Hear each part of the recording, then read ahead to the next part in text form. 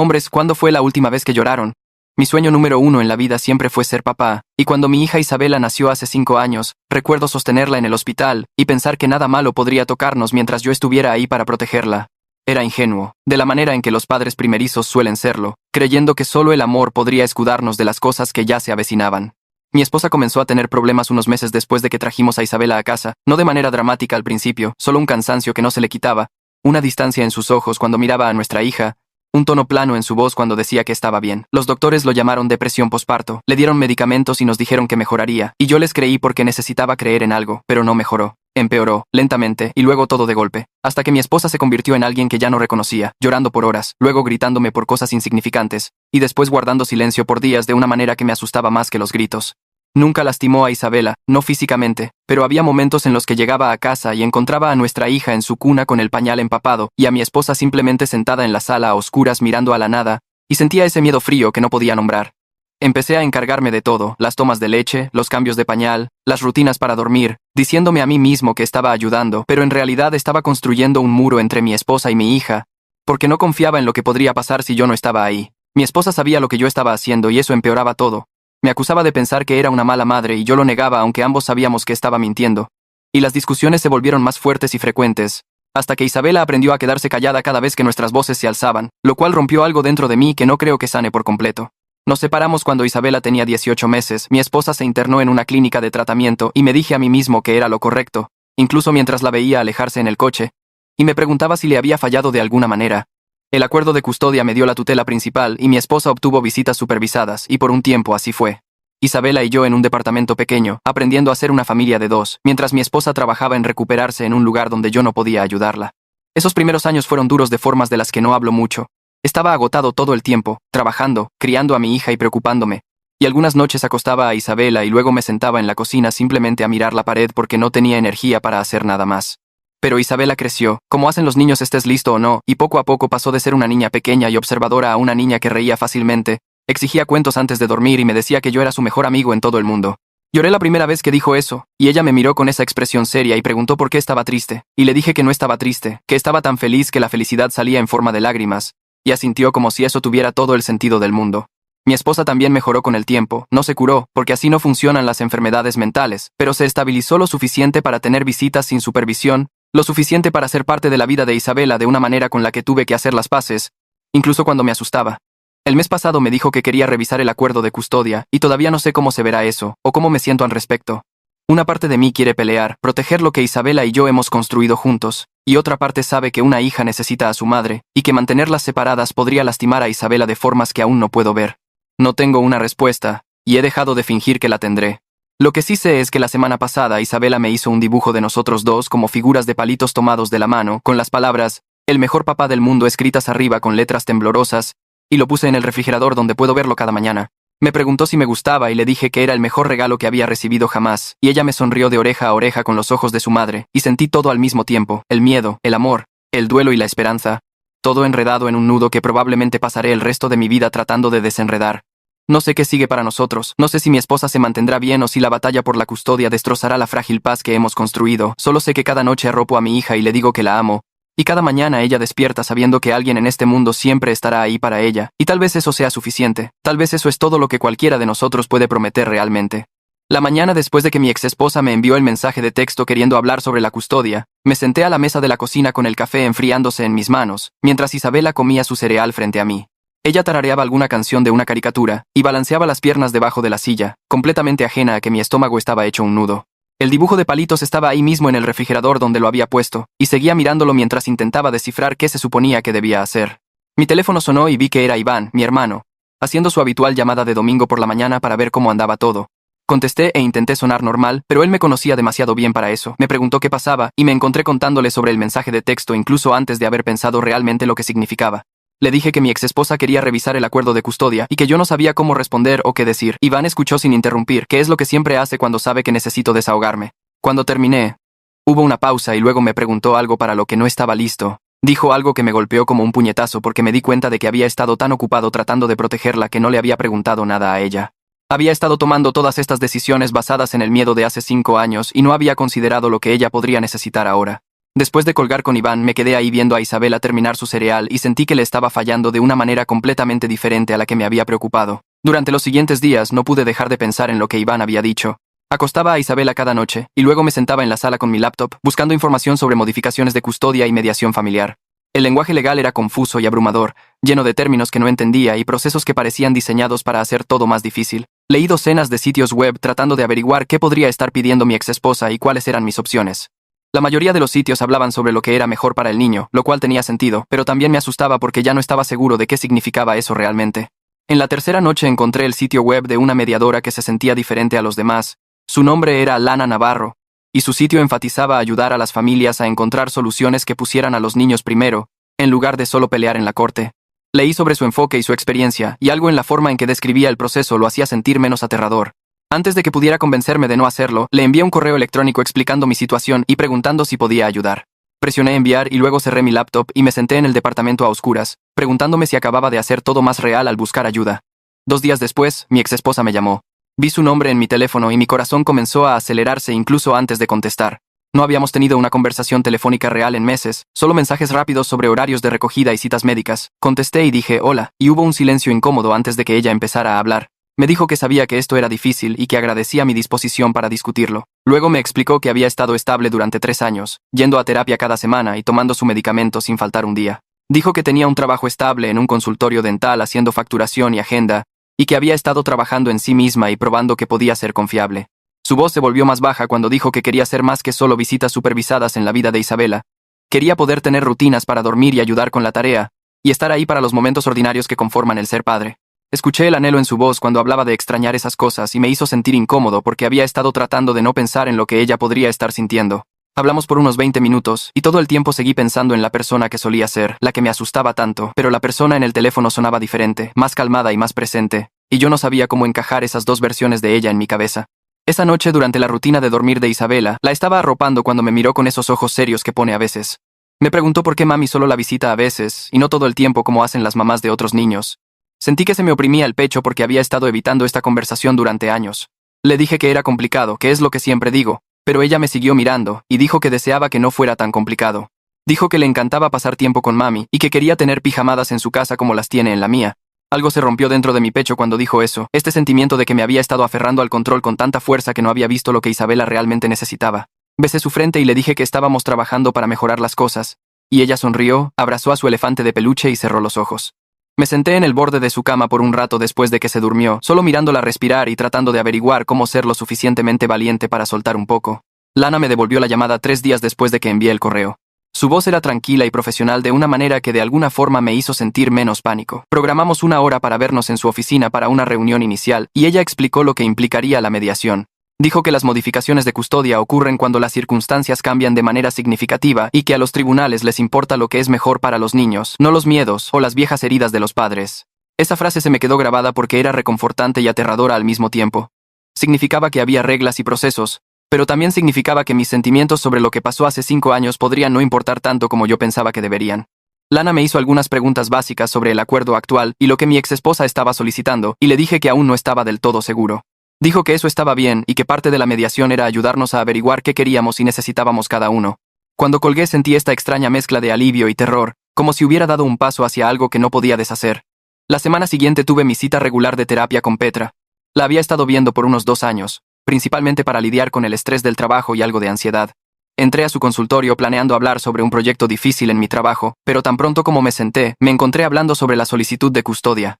Petra escuchó y luego me pidió que fuera específico sobre a qué le tenía miedo realmente, no el miedo general de perder a Isabela o de que algo malo pasara, sino los escenarios reales que me mantenían despierto por la noche. Comencé a enumerar cosas y me di cuenta, mientras hablaba, que la mayoría de mis miedos eran sobre situaciones de hace 5 años. Tenía miedo de llegar a casa y encontrar a Isabela descuidada, pero eso no había pasado en años. Tenía miedo de que mi exesposa desapareciera en la depresión de nuevo, pero había estado estable por mucho tiempo. Petra señaló que yo estaba tomando decisiones basadas en un pasado que ya no existía y que tal vez necesitaba ver quién era mi exesposa ahora en lugar de quién solía ser. Esa sesión me dejó sintiéndome expuesto y en carne viva, como si me hubieran obligado a admitir cosas que me había estado ocultando a mí mismo. La primera sesión de mediación se programó para un jueves por la tarde. Pedí tiempo libre en el trabajo y manejé hasta la oficina de Lana, que estaba en un edificio profesional en el centro. La sala de espera tenía paredes beige y sillas incómodas, y me senté ahí sintiendo que estaba esperando resultados de pruebas médicas que determinarían todo mi futuro. Mi exesposa llegó unos minutos después de mí y pude ver sus manos temblando mientras se registraba en la recepción. Nos saludamos con un movimiento de cabeza, pero realmente no hablamos. Lana salió y nos llevó a una pequeña sala de conferencias con una mesa y 3 sillas.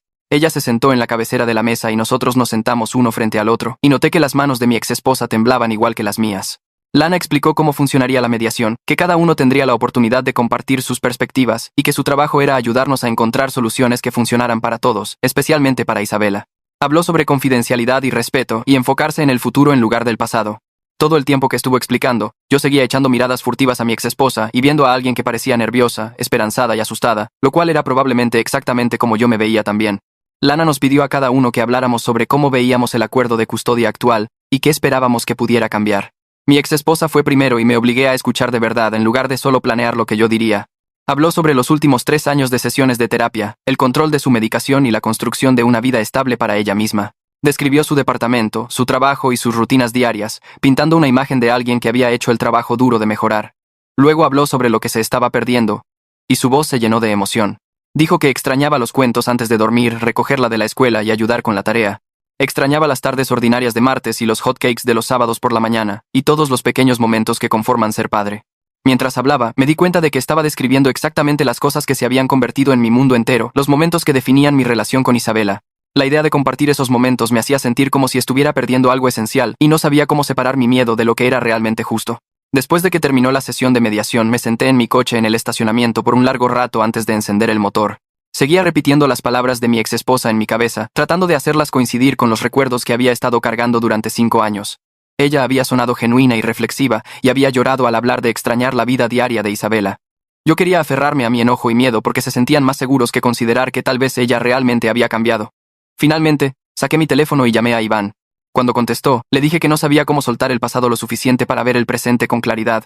Le dije que seguía viendo a la persona que me asustaba en lugar de a la persona que estaba sentada frente a mí en esa mesa de conferencias.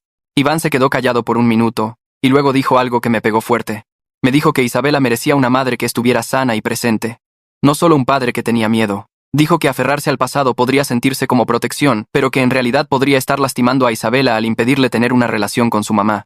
Me senté ahí en mi coche con lágrimas corriendo por mi cara, sabiendo que tenía razón, pero sin saber cómo ser lo suficientemente valiente para actuar en consecuencia. Pasé los siguientes días tratando de no obsesionarme con lo que podría pasar en la próxima visita de Isabela con su madre, pero me sorprendía a mí mismo revisando el calendario y contando las horas. La visita supervisada estaba programada para el sábado por la tarde en el Parque del Río, y cuando llegó el día, llevé a Isabela y la vi rebotar en su asiento del coche con emoción. Traía puesta su chamarra morada favorita y seguía preguntando si mami recordaría que el morado era su color favorito ahora, y yo le dije que sí, aunque en realidad no lo sabía. La trabajadora social nos encontró en la entrada del parque y me dio un asentimiento tranquilizador antes de llevar a Isabela hacia donde mi exesposa estaba esperando junto a los juegos. Me quedé atrás cerca del estacionamiento como se suponía que debía hacer, lo suficientemente cerca para verlas pero lo suficientemente lejos para no estar encima de ellas, y vi a mi exesposa arrodillarse para abrazar a Isabela y vi cómo se iluminó toda la cara de mi hija. Caminaron juntas hacia los columpios, y mi exesposa ayudó a Isabela a subirse a uno, y luego comenzó a empujarla suavemente mientras Isabela pataleaba y reía.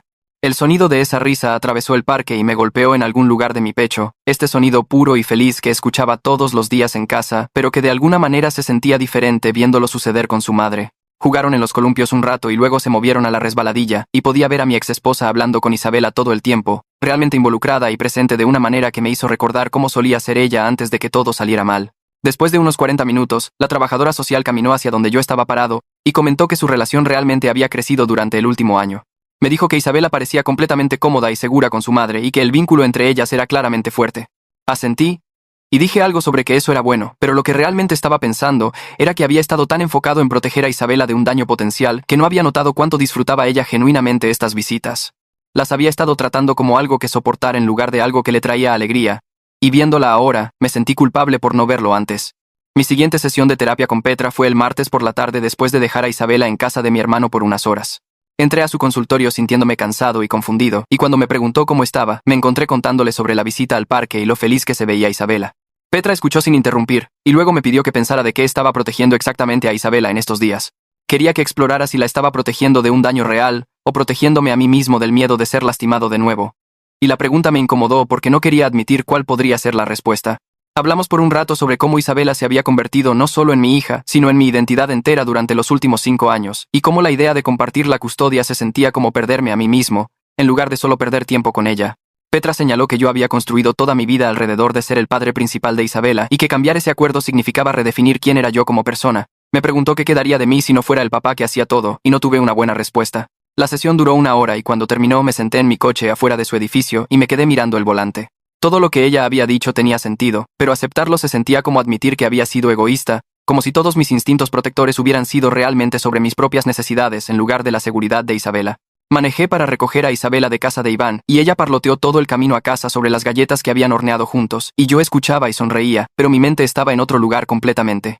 Lana me llamó la semana siguiente para programar sesiones individuales con cada uno de nosotros para que pudiéramos discutir qué cambios de custodia estábamos buscando realmente. Fui a su oficina un jueves por la tarde y me senté en la misma sala de conferencias donde habíamos tenido nuestra sesión de mediación conjunta. Lana explicó que quería entender cada una de nuestras perspectivas por separado antes de intentar negociar juntos, y me preguntó directamente qué tipo de acuerdo pensaba que funcionaría mejor para Isabela. Empecé a decir que la configuración actual estaba bien, pero luego me detuve y admití que en realidad ya no lo sabía. Lana asintió como si hubiera esperado esa respuesta, y me dijo que se había reunido con mi exesposa el día anterior. Dijo que mi exesposa había propuesto una transición gradual en lugar de saltar directamente a una división 50 hasta 50, comenzando con una visita de pernocta por semana y construyendo desde ahí basándose en cómo se ajustara a Isabela.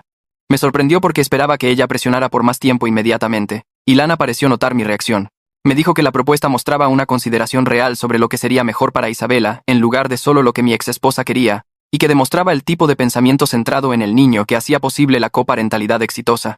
Pregunté qué pasaría después del periodo de prueba, y Lana explicó que reevaluaríamos basándonos en cómo se estuvieran ajustando todos, potencialmente añadiendo más tiempo si las cosas iban bien. Toda la conversación se sintió más razonable de lo que esperaba, y salí de su oficina sintiéndome menos a la defensiva que cuando llegué. Ese fin de semana decidí que necesitaba hablar realmente con Isabela sobre todo esto en lugar de solo tomar decisiones por ella. Estábamos sentados en la mesa de la cocina después de cenar, y ella estaba coloreando un dibujo de un arco iris mientras yo lavaba los platos. Me senté frente a ella, y le pregunté cómo se sentía sobre pasar más tiempo con su madre, tratando de mantener mi voz calmada y neutral, aunque mi corazón estaba acelerado. Isabela dejó de colorear y me miró con esos ojos serios que la hacían parecer mayor de 5 años. Se quedó callada por un largo momento y pude verla pensando en cómo responder. Finalmente dijo que amaba a mami, y deseaba poder tener pijamadas allá como hacía conmigo, las palabras saliendo cuidadosas y medidas.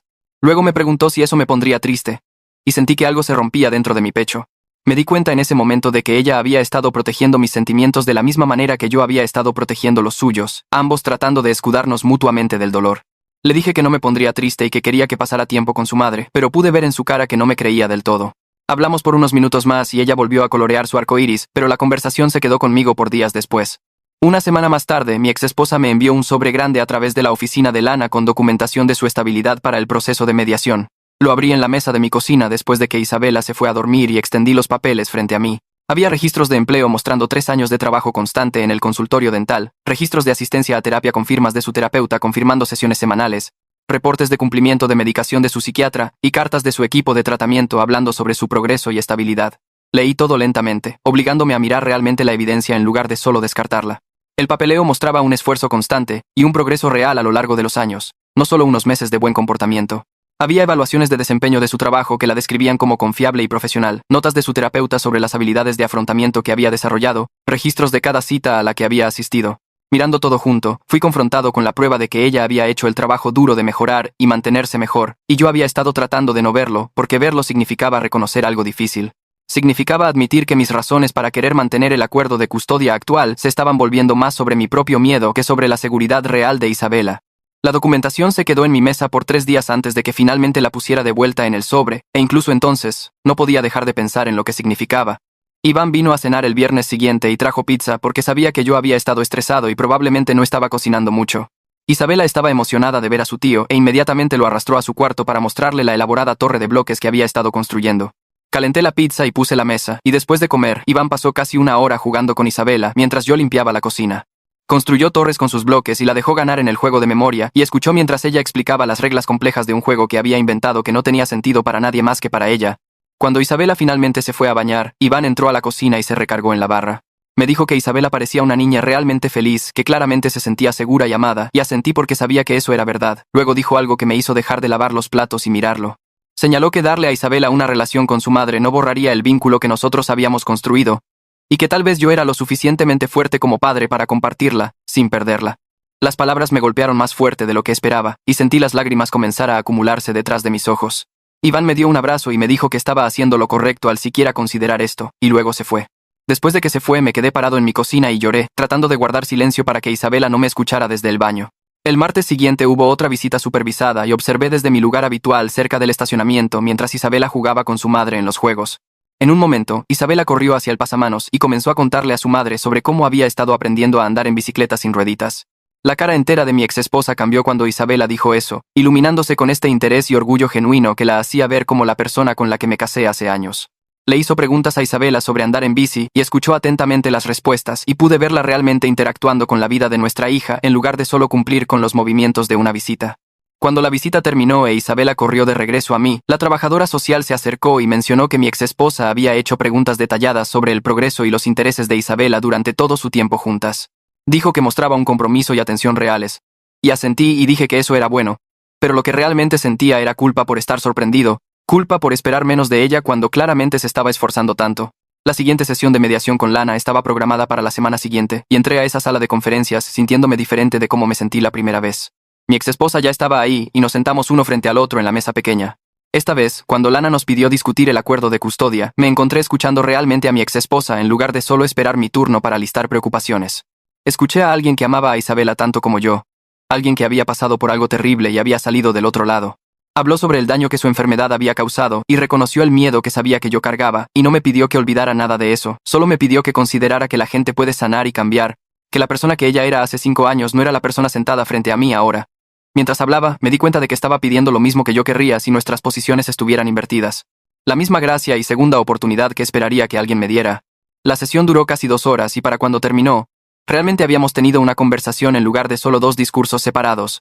Durante esa misma sesión, Lana propuso un periodo de prueba específico donde Isabela tendría una visita de pernocta por semana con su madre. Explicó que lo intentaríamos por 2 meses y luego reevaluaríamos basándonos en cómo se estuvieran ajustando todos y que podíamos modificar el acuerdo si fuera necesario. La propuesta se sintió razonable y cuidadosa, diseñada para darle tiempo a Isabela de adaptarse sin abrumarla. Miré a mi exesposa y la vi esperando mi respuesta, y pude ver cuánto significaba esto para ella. Respiré profundo y le dije a Lana que estaba de acuerdo con el periodo de prueba, y los ojos de mi exesposa se llenaron de lágrimas inmediatamente.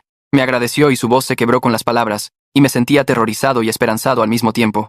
Pasamos el resto de la sesión resolviendo la logística, como qué noche funcionaría mejor y cómo manejaríamos la transición, y para cuando me fui, estaba temblando, pero también sentía que tal vez había hecho lo correcto. La primera visita de pernocta estaba programada para 2 semanas después, y conforme la fecha se acercaba, me ponía más y más ansioso. Revisé 3 veces que mi exesposa tuviera el animal de peluche favorito de Isabela y conociera su rutina completa para dormir, enviándole mensajes de texto con recordatorios sobre cómo le gustaba a Isabela que colocaran su luz de noche y qué canciones prefería antes de dormir. Mi exesposa respondió pacientemente a cada mensaje, asegurándome que tenía todo bajo control. Cuando el día finalmente llegó, empaqué la maleta de Isabela con su pijama y cepillo de dientes, y el elefante de peluche sin el que no podía dormir. Isabela estaba brincando por todo el departamento con emoción y nerviosismo, haciendo preguntas sobre cómo se veía el departamento de mami y si harían el desayuno juntas en la mañana. Manejamos hasta el lugar de mi exesposa al otro lado de la ciudad, y acompañé a Isabela hasta la puerta, cargando su maleta y tratando de evitar que mi ansiedad se mostrara en mi cara. Mi exesposa abrió la puerta con una sonrisa y nos invitó a pasar para ver el cuarto de Isabela, y yo la seguí adentro, aunque no había planeado hacerlo. El departamento era pequeño pero limpio y acogedor, y el cuarto de Isabela tenía una cama individual con sábanas moradas y algunos juguetes ya acomodados en un estante. Isabela me abrazó fuerte antes de irme y preguntó si yo estaría bien sin ella, y le prometí que lo estaría, aunque no estaba seguro de que eso fuera cierto. Manejé de regreso a mi departamento y me senté en el sofá en la sala a oscuras con mi teléfono en la mano. La pantalla se quedó en negro durante la primera hora y yo seguía revisando para asegurarme de que el volumen estuviera al máximo. Isabela nunca había pasado una noche lejos de mí antes, y el departamento se sentía demasiado silencioso de una manera que me oprimía el pecho. Me levanté y revisé su cuarto 2 veces, aunque sabía que no estaba ahí, mirando su cama vacía con el edredón morado y los animales de peluche alineados contra la almohada. Alrededor de las 8, mi teléfono finalmente vibró y lo agarré tan rápido que casi se me cae. Mi exesposa había enviado una foto de Isabela sentada en un sofá en pijama con un libro abierto en su regazo, ambas sonriendo a la cámara. El mensaje decía que estaban leyendo cuentos para dormir y que Isabela había escogido 3 libros. Miré la foto por un largo rato, y ambas se veían genuinamente felices de una manera que me hizo sentir aliviado, y también como si estuviera perdiendo algo que no podía nombrar. Contesté que parecía que se estaban divirtiendo, y luego me senté en el sofá sosteniendo el teléfono por otra hora antes de irme finalmente a la cama. Apenas dormí esa noche, despertando cada hora para revisar mi teléfono aunque sabía que nada estaba mal. Cuando recogí a Isabela a la mañana siguiente, corrió hacia la puerta hablando incluso antes de que yo entrara. Me contó sobre hacer hot cakes con mami y cómo jugaron 3 juegos de mesa y vieron una película con palomitas. Habló todo el camino a casa sobre cada cosa que hicieron y parecía perfectamente bien. Tal vez incluso más feliz de lo usual, lo cual era exactamente lo que yo había esperado y también un tipo extraño de pérdida que no sabía cómo procesar. Las pernoctas semanales se volvieron rutina más rápido de lo que esperaba. Cada viernes por la tarde llevaba a Isabela al otro lado de la ciudad con su maleta y escuchaba sus historias sobre lo que habían hecho. Mi exesposa comenzó a enviarme mensajes durante la semana sobre cosas pequeñas como qué botanas le gustaban a Isabela ahora o si ya no le quedaba su abrigo de invierno. Me encontré respondiendo con información real en lugar de solo respuestas cortas. Hablamos sobre la próxima conferencia de padres y maestros de Isabela y decidimos asistir ambos, sentados en esas sillas diminutas en su salón de clases, mientras su maestra nos mostraba sus dibujos y su progreso en lectura. Isabela sonrió de oreja a oreja al tenernos a ambos ahí, y después mi exesposa preguntó si quería ir por un café para discutir lo que la maestra había dicho. Nos sentamos en una cafetería por 40 minutos, hablando sobre las fortalezas de Isabela y las áreas donde necesitaba ayuda, y se sintió casi normal de una manera que no había esperado. Pasaron 2 meses así, acomodándonos en un ritmo que empezó a sentirse menos aterrador y más como simplemente la forma en que eran las cosas. Isabela prosperó con el tiempo extendido con su madre y noté que parecía más segura en lugar de menos, como si tener a ambos padres activamente involucrados hiciera que su mundo se sintiera más grande y seguro en lugar de dividido. En la reunión de reevaluación con Lana, todos nos sentamos alrededor de la misma mesa de conferencias, y Lana preguntó cómo se sentían todos con el acuerdo. Mi exesposa dijo que había sido maravilloso, e Isabela se estaba ajustando maravillosamente. Admití que había ido mejor de lo que temía y que Isabela parecía feliz. Lana sonrió y dijo que eso era exactamente lo que esperaba escuchar. Acordamos continuar con el arreglo actual, y Lana sugirió posiblemente añadir una segunda noche en 6 meses si las cosas seguían yendo bien. Mi exesposa asintió y nos agradeció a ambos. Y me di cuenta de que ya no tenía miedo, solo una esperanza cautelosa sobre lo que vendría después. Una tarde, aproximadamente una semana después, Isabela estaba sentada en la mesa de la cocina con sus crayones y papel de construcción mientras yo hacía la cena. Trabajó en silencio por un rato y luego me llamó para ver lo que había hecho. Caminé hacia la mesa y miré el dibujo y se me cortó la respiración. Había dibujado 3 figuras de palitos tomadas de la mano, ella en el medio conmigo de un lado y su madre del otro. Había escrito mi familia en la parte de arriba con sus letras temblorosas y coloreado cada figura cuidadosamente. Me miró con esos ojos serios y me dijo que era toda su familia, todos nosotros juntos. Tomé el dibujo y lo estudié, y aunque se veía diferente a la familia que imaginé cuando nació hace 5 años, me di cuenta de que era la familia que ella necesitaba.